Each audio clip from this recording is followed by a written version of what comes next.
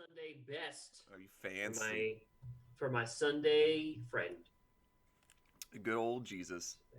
Good old The good Jesus. old G's. Good old G's. Good, Um, good old J man. the good old J man. Um, Good old J. Not like that bad J man. yeah. The Joker. Thank you for saving that because I was about to scream.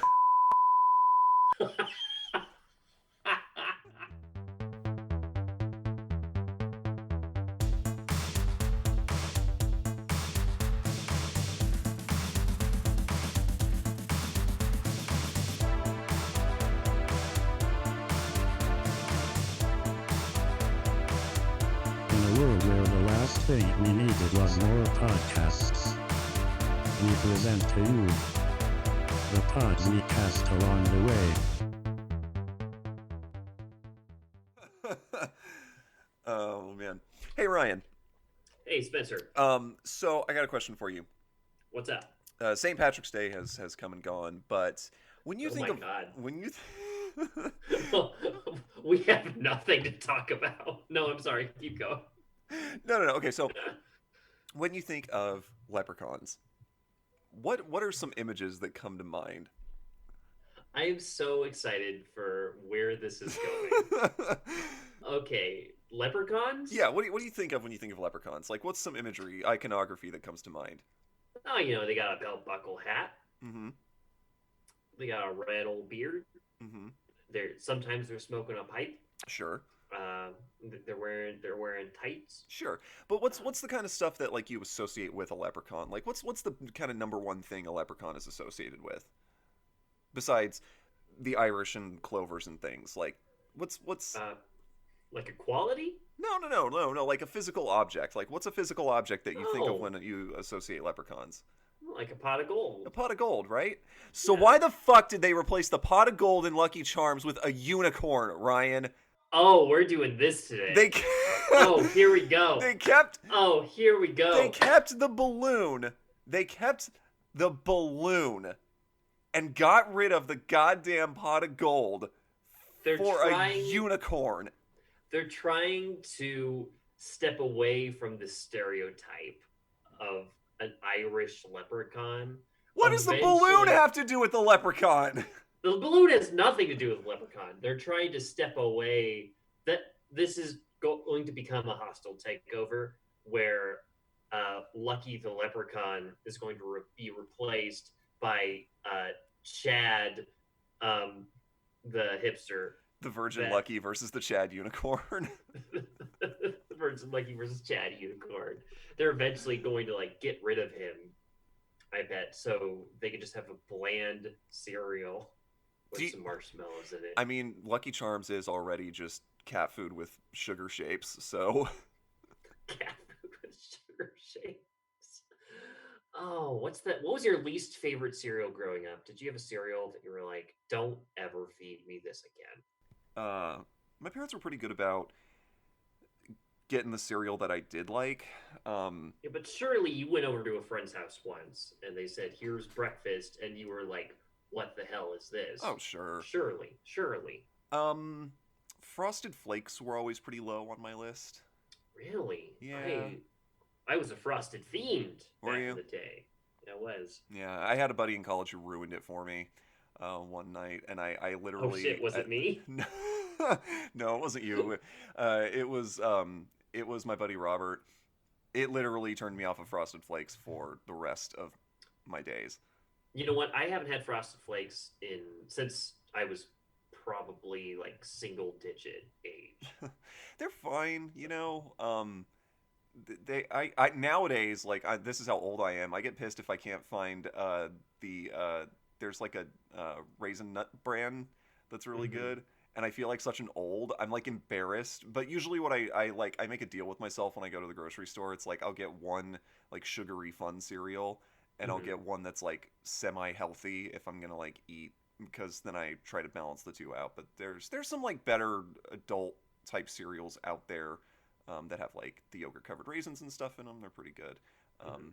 And now a segment sponsored by Senka.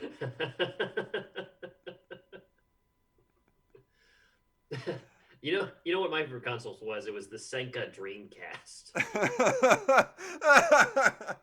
I always my cereal of choice.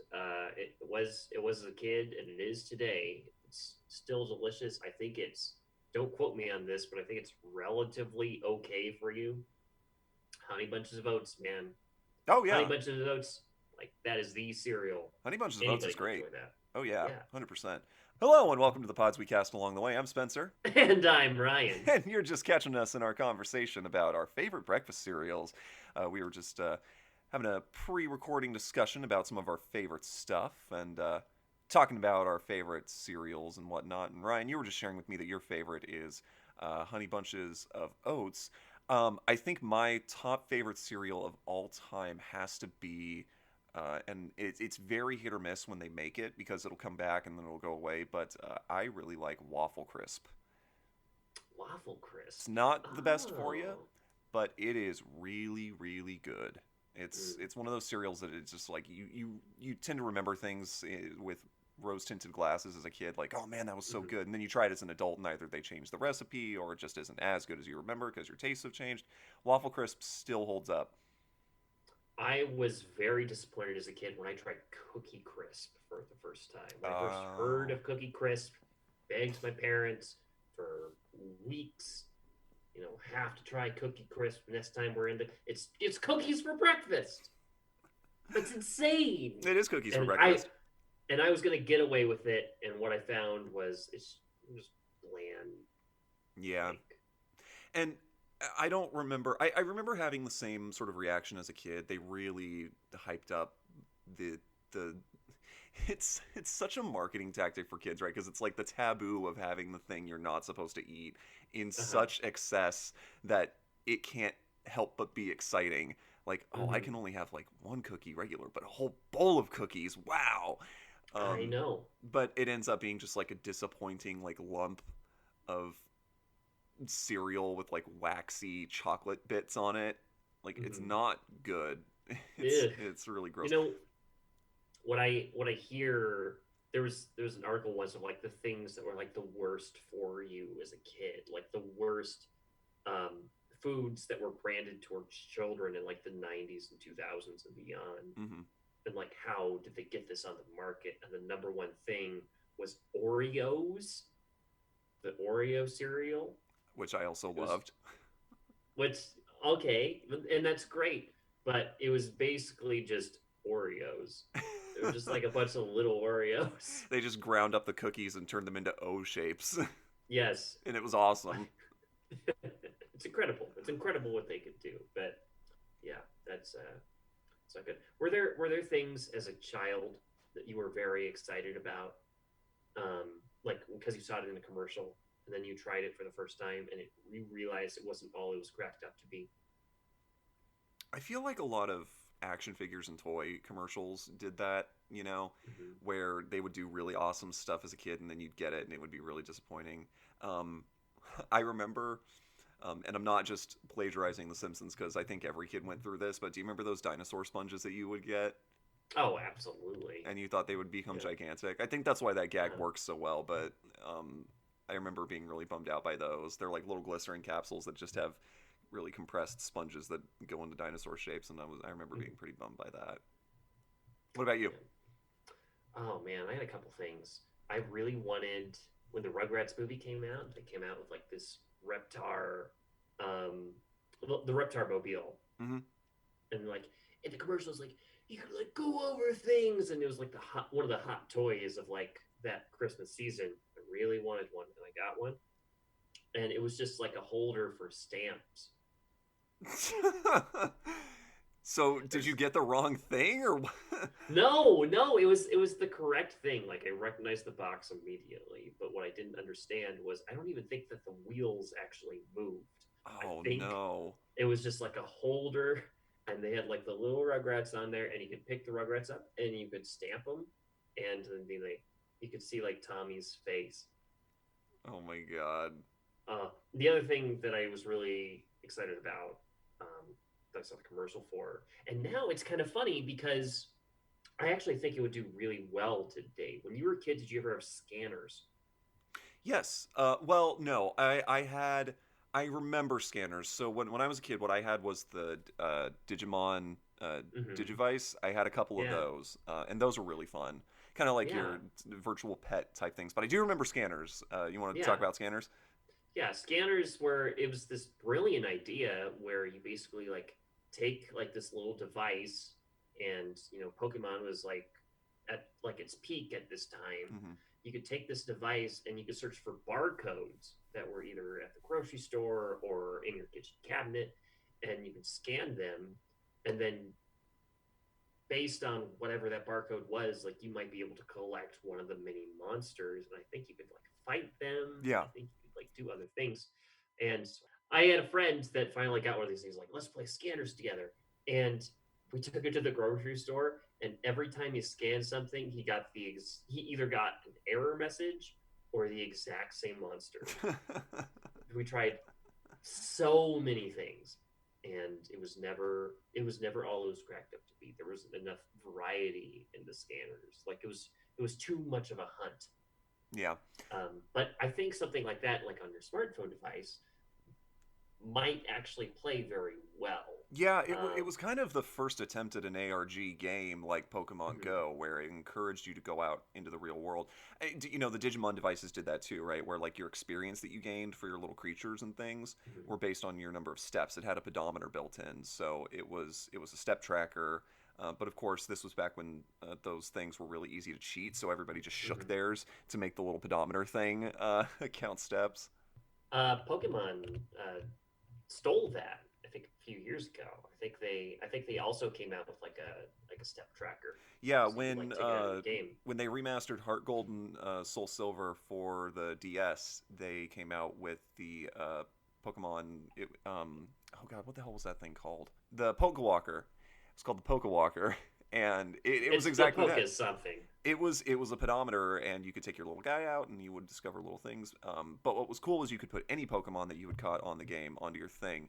And they did a study and found that the pedometer in that particular device was one of the most accurate pedometers ever Really? made. Yeah, Wow. like it was super. It was like just a really good step tracker. Wow. Huh. That's so interesting. I just imagine like people like saying like, "Oh, I'm gonna take my Bulbasaur out for a walk," and then they like put it in their hands, and then they just shake them. Where did you go? I'm training it. You know, I just remembered Yeah. something we were talking about stuff that disappointed us when we were kids. Um, for whatever reason, I really liked the movie Flubber as a kid with Oh Robin yeah. Williams, and I think that had more to do with the fact that I really liked Robin Williams because that was like when he was really big, like Jumanji Hmm. was really big at Oh the yeah. time and stuff like that. So, but I remember there was a mail-in that you could do where if you saved up enough box tops.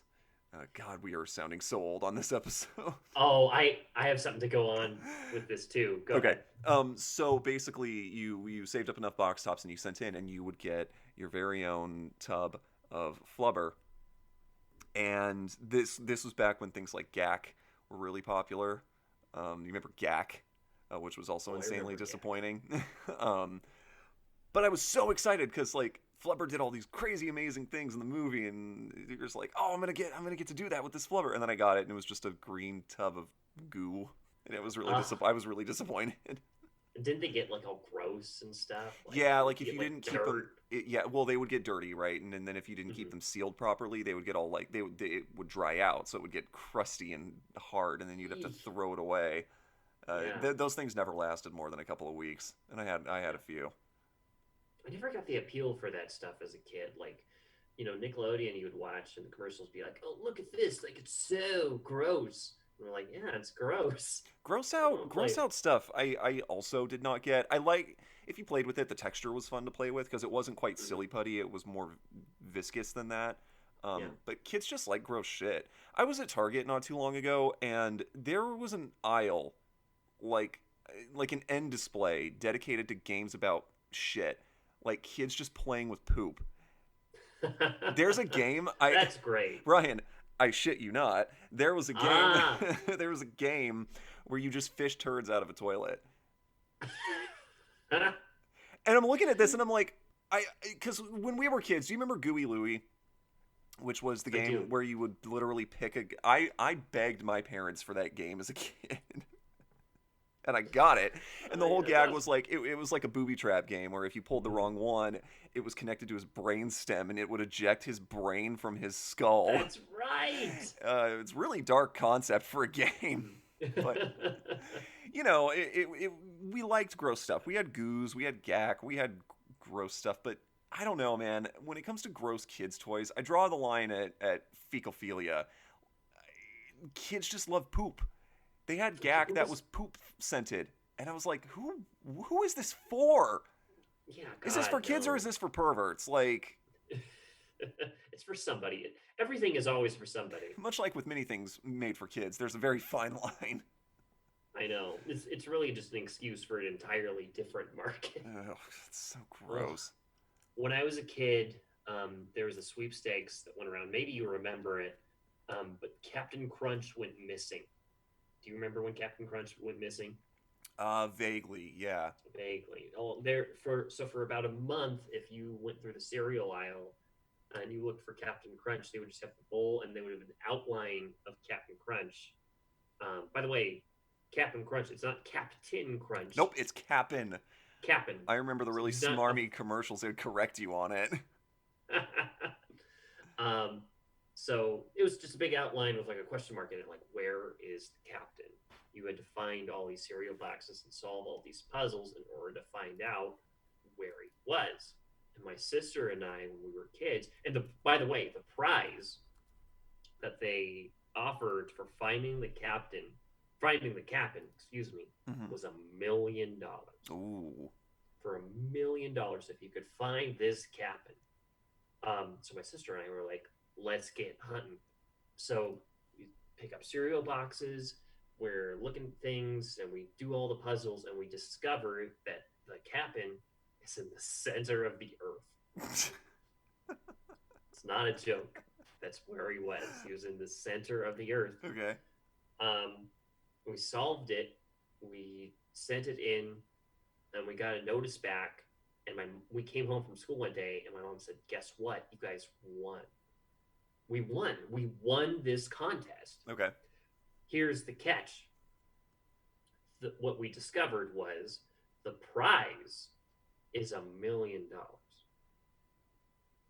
split between every winner of the contest. Oh no. Okay, So and I say $1 million. It was probably 100,000 or 10,000. No, it usually was like $1 million when we were kids, right? Because it's a nice round number to wrap your head around. Nice round number.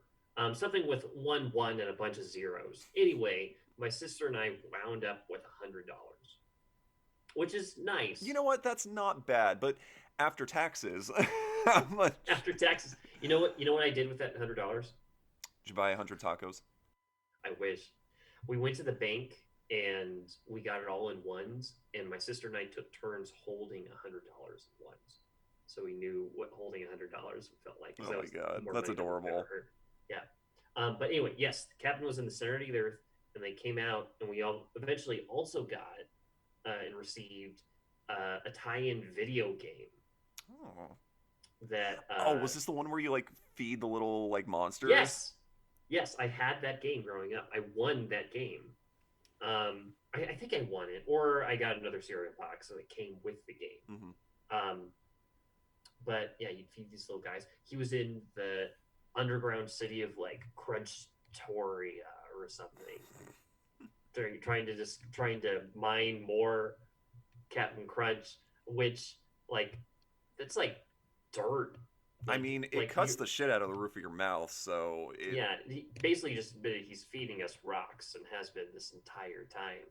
But, man... It's probably got the same nutritional value. It's true. I loved peanut butter Captain Crunch. Peanut butter Captain Crunch is delicious. Yeah. I have... So, we were talking a little bit about different kinds of cereals and conspiracies and things like that. There is... a well-established, I don't know, you probably know this, but there is an established evidence that Captain Crunch is actually a commander. He's a Commander naval. Crunch. He's Commander Crunch. He is a naval commander. So Wow. the Navy actually released a statement saying that Captain Crunch appears to be wearing the rank of a U.S. Navy commander. So he's not a captain, he's technically a commander. Which, to me, is a more 90s thing to have it called, right? Like, Commander Crunch. Commander Crunch. Well, yeah, but Captain Crunch has been around since, like, I think he's like a 60s or 70s creation. I think Yeah. he's been around for a long time. Yeah, that's true. He If he was a 90s creation, he'd be like Commander Rad or something. Commander Radical Crunch. Radical Crunch. He's a There'd be radical little Crunch. Have I shared with you my theory about the monster cereals and how Lucky Charms is trying to usurp the monster cereals? Go As he on. leans into the camera. I'm leaning in with my fist on my cheek, and I can't wait. So the three monster cereals that come out every fall are as follows: Frankenberry, Boo Berry, and Count Chocula. So you have chocolate, berry, blueberry, and red berry, strawberry flavor, right? Yeah. Lucky Charms currently makes chocolate Lucky Charms, berry Lucky Charms, red berry, and regular Lucky Charms. Ryan, they are one cereal away from having year-round monster cereal, and I am not okay with that. But well, wait, what's the one they're missing? Boo Berry. Nobody cares. Ooh. Nobody likes Boo Berry. Them's fighting Are you words, sit there Ryan. and tell me that you like Boo Berry over Count Chocula? Can I give you a sincere answer? Give me a sincere answer. I actually really like the Yummy Mummy flavor, and they don't make it every year. The Yummy Mummy. Because it's orange cream flavored, and it's so good. And like that, you can't get anywhere. Like there is no cereal that makes orange and cream flavored cereal. That's true. They also make Fruit Brute, which really nobody cares about. There was one year where they actually released like the 5, because every year they would like make a new one after they came out. I kind of remember this. And they went up to like, I think they had the 3, and then they did Yummy Mummy and Fruit Brute as well. So, and that was Mummy and Werewolf themed respectively. And to me, it's like, just do them all. Like those are fun flavors. But yeah, Lucky Charms, if you want Count Chocula, you don't have to wait till Halloween. You can get it any time of year because they make chocolate Lucky Charms, and same for the berry one. But real Is talk, Count Chocula still seasonal? Count Chocula is very popular. You know what? I couldn't even find it last year. Yeah. I went to our local Target, didn't have it at all, and I checked every time I went to get groceries back last October.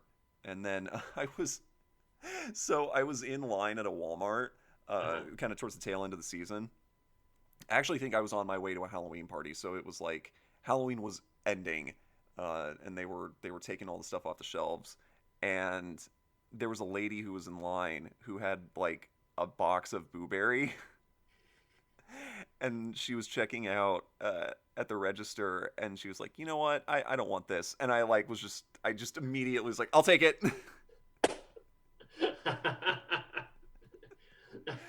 And I sniped a woman's box of Boo Berry out of her cart because she decided she didn't want it.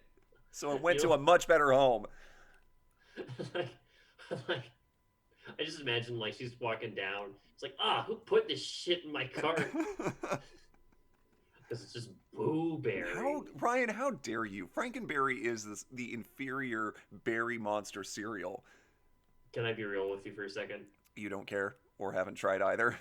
I haven't tried either. You son of a bitch. I do care. Frankenberry is just the more exciting brand. Ryan, in October, I'm going to go on Amazon and I'm going to order you all 3, and you're going to have them, and we're going to have a discussion. I think that's a great idea. I think what I want to do is I want to try each of them individually. Yep. I rank them, and then I want to know what they all taste like together, and call it Monster Mash. That is genius, and I can't believe someone hasn't come up with that idea sooner. I guarantee you somebody has. I'm still that's very clever. We will figure this out. Yes. Maybe it's genius. Maybe it's Maybelline. Maybe it's something that just shouldn't be touched, like the Ark of the Covenant, or me. And you know what, Ryan? Maybe it's time for our first music break. So, with keeping in line with our talk about monster cereals and everything, this is Fleetwood Mac with The Chain.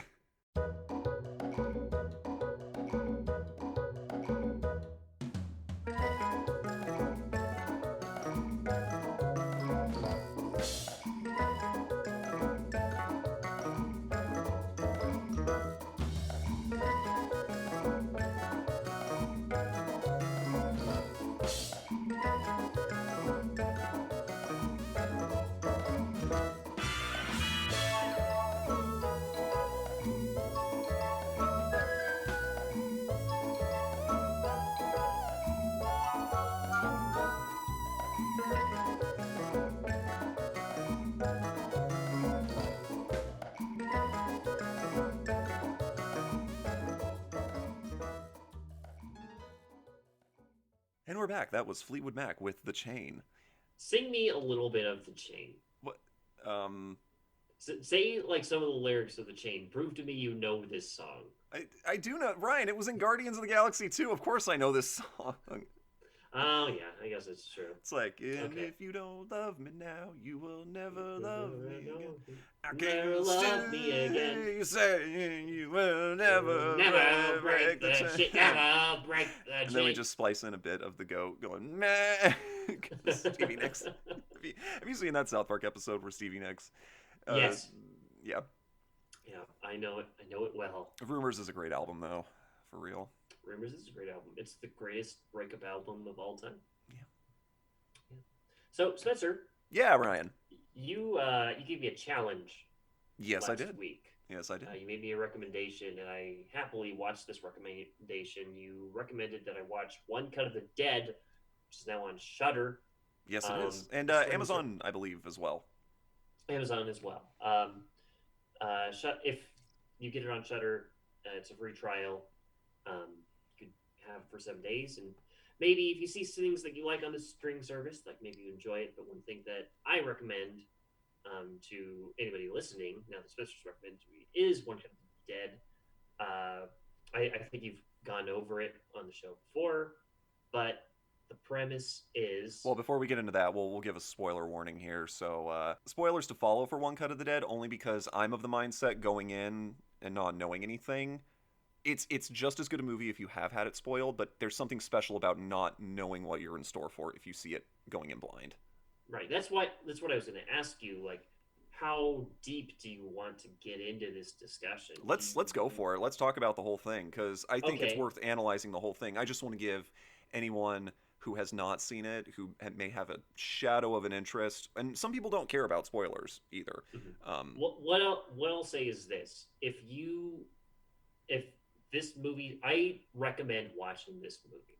I recommend going into it knowing this is a movie that presents itself as something in the first half hour, and then presents itself as something entirely different everything after. Yes. That's what I'll say. The first act is what is advertised as being that being this is a movie that is shot in one take. It's a zombie. It's people shooting a monster movie, a zombie movie, and as they're shooting this movie, a real zombie apocalypse starts and starts attacking the film crew and the actors, and the director, who just wants a good movie, tries to throw things into chaos and danger in order to get great reactions from his actors. Right. That is the first act of the movie. That is what it is advertised at. It becomes something else, and I think that's it to say. And Spencer, I don't know if maybe in the show notes you want to make like a timestamp for when we're done talking about spoilers in case like that's too much. Yeah, let me Okay. just write that down. This is your official spoiler warning. Please skip to 4302 to avoid being spoiled. Anyway, so it's kind of infuriating like watching people review this movie, because when you see it online, a lot of people are very set in stone, like that is the description they get. And even on the back of like the DVD cover, I didn't know this. On the back of the DVD cover, it warns you to make sure you watch past the 40-minute mark. Mm. So they know what they're doing. Like they know that this is something that like twists and turns. So the turn is that after this half hour is over, after they're done with this movie, Credits roll and all of that. Credits roll, and you just watch this low budget movie with kind of a cool gimmick to it that it is in one take, and you go, that was kind of fun. It was a little imperfect. There were some hiccups here and there. Yeah, there's like weird things that happen and weird choices where when you're watching it, you're just like, that's odd. Like, why this movie that's so lauded? Yeah, why? There's weird pauses, there's weird moments, and you're just like, that's strange. Is that just attributed to it being a low budget film and bad acting, or is like what's going on with that? And you file those little things away in the back of your head. Yes. So then credits roll. It cuts to a month or two prior to the making of the film that you just saw.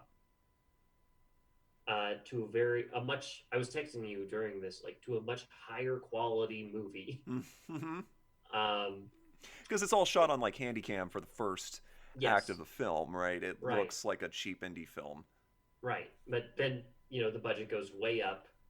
And it becomes this story about this director who was asked to make a zombie movie in one take about a film crew. And he decides to make it about like this film crew. And so it becomes not a zombie movie, it becomes a comedy. Yes. And it's live for television too. So not only is it supposed to be in one cut, it's supposed to be happening live on TV. This movie has a couple of hurdles that it unfortunately has to overcome. One is not revealing what the premise is about, because there are some friends in our extended circle who are trying to get other people to watch it that I wasn't aware of. And then when I saw the thread on the Discord servers that we all have together, they were talking about it, and I DM'd the person trying to show the movie. I was like, are you guys trying to show One Cut of the Dead? And they're like, yes. And I was like, don't tell anybody about, like, don't let anybody break you down and give away the game. So there's that, right? It's convincing someone to watch a movie that they think is about zombies, first of all, which is hard enough because zombies are so overplayed. And then you can't tell them anything about it. And on top of that, it's a foreign language film. It's all done. It was all shot and made in Japan, Japanese actors. It's all subbed. And boy, to tell someone we're going to watch a Japanese zombie film that I can't tell you anything about, that is a hard sell. It's a hard sell. But you weren't the first person to. You weren't the first source that I heard that this is something worth seeing and going in blind. So I was very excited to check it out. Yeah. And it wasn't what I thought it was going to be based on that description. It was much like the fact that I sat down and halfway through this movie I go, oh, this movie isn't about zombies at all. Yeah. Like that's the big thing, and it's actually like much like. It's because of that first act, it's not family friendly, but it is very sweet. It's very heartwarming and fun and goofy, and it's lighthearted. Yeah. Which I think is so nice. There's like you get to meet like not only the actors that have been in this movie in a different light, but you also get to meet the film crew. You get to understand why they tick.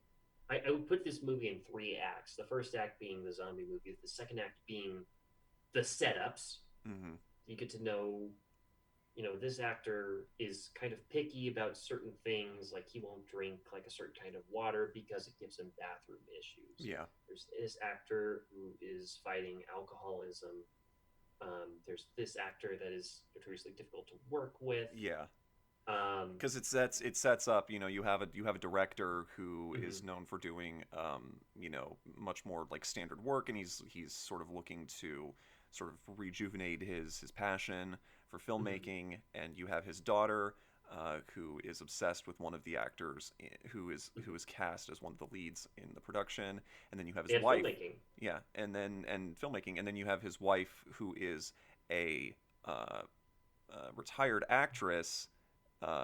Who has been reading, all the spec scripts that he's been doing. So you have this family who is all in the business of filmmaking in one capacity or another, and sort of how they've been worn down or are frustrated with the point in life they're at, and how the whole process of making this disaster project kind of brings them all together. But yeah, you're right. In that second act, you start to you get it's so non-linear, because you go from the final product of all these characters to seeing the setup to seeing what went into making that first act. Mm-hmm. It's incredible. And then the third act is just the reason why people are recommending this movie. It's the fact that they show the making of the movie. They show you everything that you've seen up to this point, and all of the chaos that went into creating it. Those things that you were like, oh, that was kind of weird, they finally make sense. And not only that, like, things that in the time did make sense to you are now seen in this hilarious other light. One of my favorite examples of that in this movie is that, like you said, the wife is a retired actress. Because of happenstance that happens once they're ready to film, the director must play the director, and his wife must play the makeup artist in this movie that kind of becomes a pseudo antagonist throughout the movie. And when you watch the movie for the first time, there's a moment, and they set up throughout the second act, with the setup that she's getting into self-defense. They set that up fairly well. She watches training videos. And she's kind of into that. In the movie, there's a scene where the lead actor asks the makeup artist if she has any hobbies. And she says, well, I'm working on self-defense. At the time that you're watching the movie, you're thinking, oh, they're setting her up to be somebody that could take on these zombies. And then you go, that's kind of clever. That's a nice setup. And then, in the third act, you realize they're stalling for time and improvising. And so she just goes into something that she knows of, which is self-defense. And it's just this brilliant, it's this brilliant, twist. You don't see it coming, and it just caught me completely off guard. And there's tons of fun stuff like that. The fact that, the zombie vomit, wasn't planned. Yeah. And it's great. And I don't know if you caught this, Spencer. And again, when I was watching this, the thing I was thinking in my head was noises off. This is, if you love noises off, this is something that is going to be up your alley. Yeah, and I really wanted to pitch it to you like that, but I knew I couldn't, because it would have given away the entire twist of the movie. That's right. But what I thought was really interesting in the credits, this movie is based on a play. It's based on a play called Ghost in the Box. No. And I tried to look it up and couldn't find it. I'd be very interested to read this play, and I'd be very interested to see what this thing was on stage. It's kind of crazy that interesting. You think of this, because there's definitely, it's very noises off-ish. It's, if you're a fan, it becomes a farce. It's a farce at the end of the day. You're just getting to see, and that's what makes the setup so brilliant, is you get to see the end result of the chaos. You're not just watching it, because Noises Off has been adapted to film since it debuted on stage, and the whole sort of gag about Noises Off, and correct me if I'm wrong, but the whole thing about Noises Off is you kind of get to see, act for act, what it looks like from on stage and what it looks like from off stage as the chaos unfolds. That's basically how it is. Yeah, the first in Noises Off, I was in a production of Noises Off, by the way. I should just say that here. The first act of Noises Off is a dress rehearsal that shows you basically what Act 1 of this play is. The second act, they flip the stage around. they show you a very terrible night of this same act from behind the scenes and the things that are going on. The third act, the stage flips back around once again, and you see everything on stage, knowing that things are going wrong behind the scenes, and the hilarity kind of upticks. You mentioned that there is a film adaptation of Noises Off. It has some incredible comedic talent, Carol Burnett and John Ritter, Michael Caine, Christopher Reeve. Like, it's a great cast, but it doesn't work. But the reason it doesn't work is because it's basically the play, and the play works very differently with a live audience. What One Cut of the Dead was able to do brilliantly was they were, by messing with the timeline of it and showing us the final product first, they were able to make the audience like a film audience, like rope us in like that, and then show us the making of it, which makes it work. Noises Off works brilliantly on stage, doesn't work on film. Interesting. Yeah, and that's why this movie also is so rewatchable. I think there are a handful of examples where once you have the twist given away, some people feel like it detracts from the movie. I feel like Reservoir Dogs is one of those movies. When I saw Reservoir Dogs for the first time, and they unveiled the big twist, that was like, whoa, that's crazy. And then you get to see like all the setup for it, and then you go back and you look at it and you're like, man, that's so cool. Going back and rewatching it and knowing the twist, I was just like, it's a pretty okay movie. I don't know. It's one of those that does not hold up on repeat viewings for me personally. Really? Yeah. Well, that's one of my favorite movies. Reservoir Dogs. I think, but I'll tell you, I can relate for that a bit, because whenever I watch Reservoir Dogs, whenever they reveal the twist, my least favorite part of that movie is that long stretch where they go into detail explaining the twist. Yeah. So that I can see, but I love the action and the drama that happens in between it. Yeah. One Cut of the Dead, though, is one that I think benefits from knowing the twist and going back and watching it a second time. Kind of a Fight Club scenario, right? Yeah. Where you pick up on little subtleties and hints that are dropped in that first act. Once you've seen the other two acts, you're like, oh, okay, like, I get it. So getting back to go and rewatch that initial 30 minutes is a treat, because you're seeing things through a different lens. But there's still something so satisfying about that kind of mind blow in that second act the first time you watch it, where you're like, wait, what? Exactly. Yeah. So if you had to rate One Cut of the Dead out of 10, we'll say this is it safe to say this is end of spoilers? Yeah, I'll say this is end of spoilers. I think we both definitely recommend the movie. We both definitely recommend going in blind. Much like the television show Splash, this is a scenario where you want to go in not knowing a single thing about it. You got it, you guys. You got to watch Splash.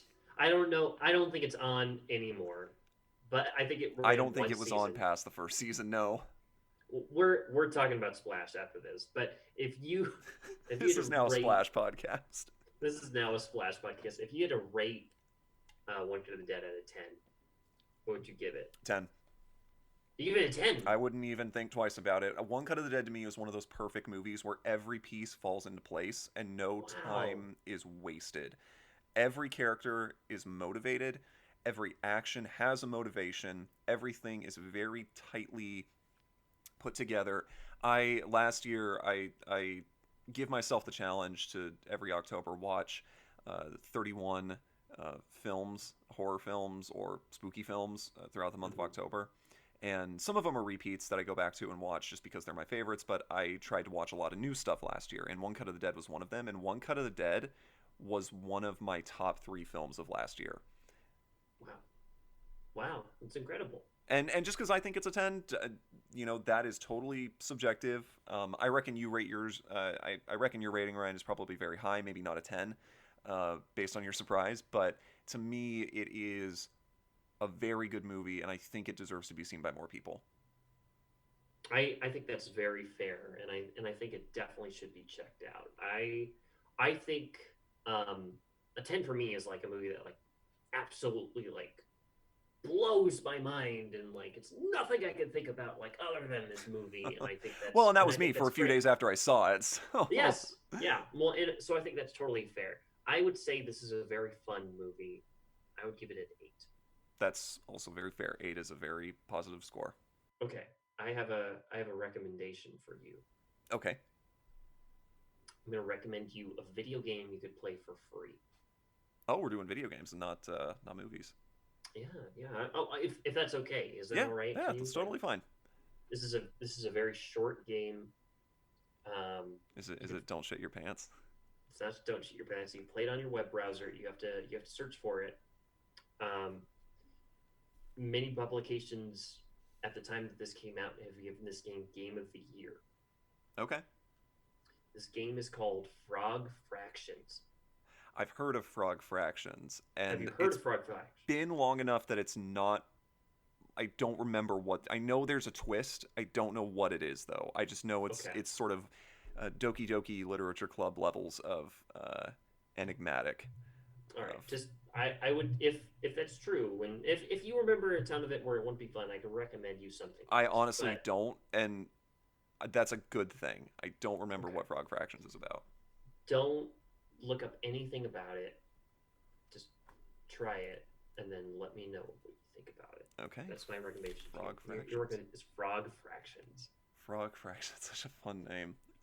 It sure is. It's about a laugh and a half. Oh, great. No, no, wait, do you get it? And a half. I fucking hate you so much. Fractions. Frogs. Don't croak. Oh man. Speaking of frogs, Ryan, why don't we take our next music break? This is Jumpin' Jack Flash by the Rolling Stones.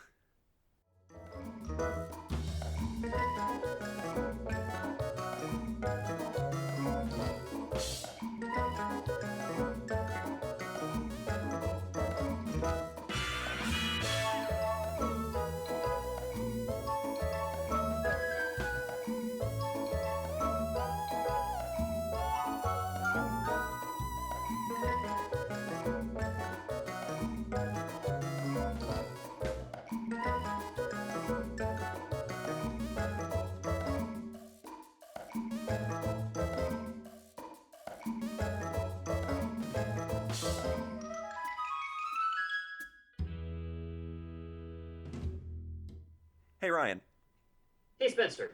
we were talking a little bit about fandoms and things, and some fandoms can be really good, right? They can do positive things like create awesome wikis full of information, but then you've got the toxic side of fan bases, right?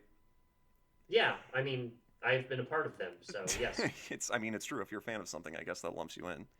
But a group of friends and I, we really enjoy going to Disneyland, going to Star Wars Galaxy's Edge, and one of the I don't want to say they're all toxic, but there is a subdivision of the Disney Parks fan base that can be considered sort of toxic, and they're called Disney social clubs. Have you heard about these? I have not heard about these. So Disney social clubs basically are think like a biker gang, but for losers, where they basically emulate the look of a biker gang with like these vests that have different patches and things and all this junk on them that makes them like feel like they're part of a cool gang that go to the parks and things. And the reason I'm kind of taking a pot shot at these folks is because they are known to be fairly disruptive. A lot of them have initiation rites that encourage their new members to be disruptive to the guests and to the park. Oh, you're kidding. Yeah, not super keen on them. But one of the things we decided to do was, wouldn't it be fun if we did sort of a mock social club, but to theme it to Star Wars? So it would be like an in-universe Star Wars social club. And it kind of became this convoluted thing where it was like, it's a joke, but we're also kind of getting into it and having fun with designing it. And so I made these patches for our vests. We all got like cargo vests that look like Star Wars vests, and I made these really cool patches for the back. but our club name is the Knights of Rayborg. And the reason it's the Knights of Rayborg is we read this hilariously awful fan theory for the Rise of Skywalker that said Rey was going to be revealed to be a cyborg. I remember this. Yeah, so we coined the term Rayborg. Anyways, to make a long story short, I finally got the patches in the mail a few days ago and posted them on the subreddit for Galaxy's Edge. Got a lot of really positive feedback. A lot of folks thought it was really cool, and that's why I like that group, is because everyone's very positive and supportive, because they do a lot of creative stuff on there. But then I got this message. And Spencer, before you get into the message and read it, I do, because of the video that I sent you, I was hoping that you could do your Plankton impression and read this message. Okay. I don't want you to shirk away from this. Okay, I'll do it. So, for those of you who don't know, the Disney sequel trilogy, as it's been known, has a very divisive impact on the Star Wars fan base, and the Star Wars fan base was already pretty toxic to begin with. But you get people who are really, really angry about Star Wars. And I think this guy made a troll account because he only made like 3 posts and they were all downvoted to hell, and he was basically just trying to troll different Star Wars subreddits. But I got a direct message that was a diatribe from this guy. So we're going to do a dramatic reading. And this is a setup. I'd like to talk a little more about fan bases on next week's episode, but to give you a little taste, this is the kind of stuff that you encounter when you run into a toxic fan base. And it's titled thusly. I can't wait. Is your head that far up your own arse? And yes, he did use arse, not ass. He used arse. It means he's British, Spencer. It means he's either British or he thinks it makes him smart. Yes. What? Or both. Or both. So here we go. Are your head that far up your own arse? Say what you want about the prequels, but George Lucas put his heart and soul into them with the best designers of the industry. They are by all accounts objectively better movies, accounting for world building, etc.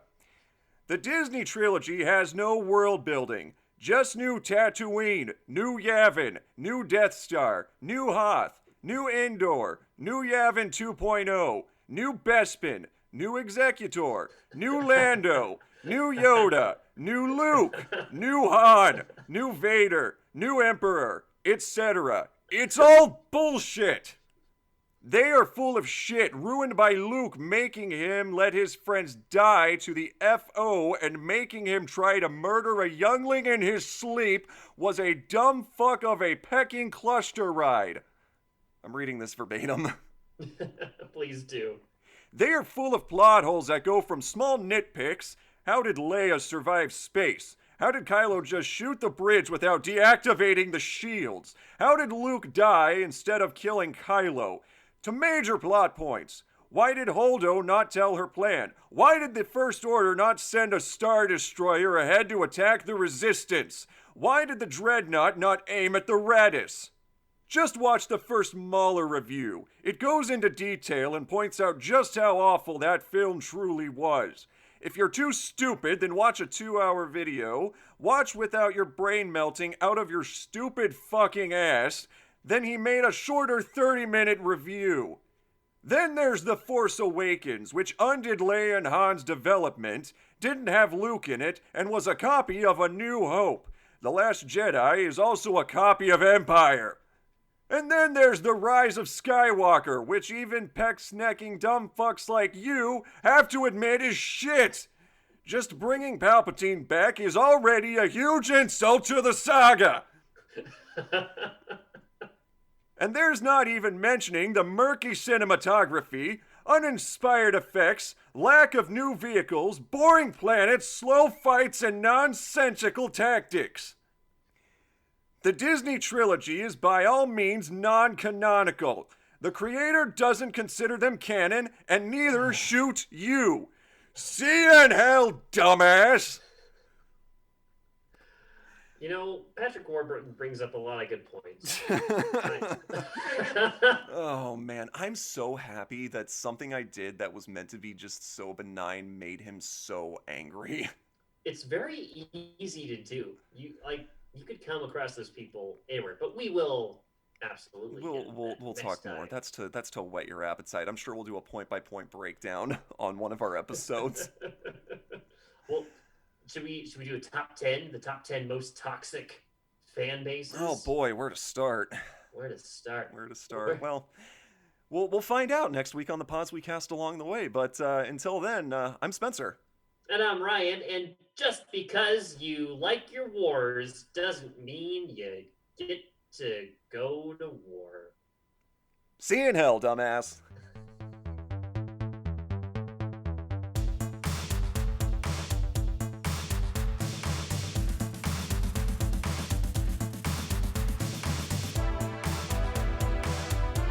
Thank you everyone for listening to this week's show. Remember to smash that like button and follow us on iTunes and Spotify.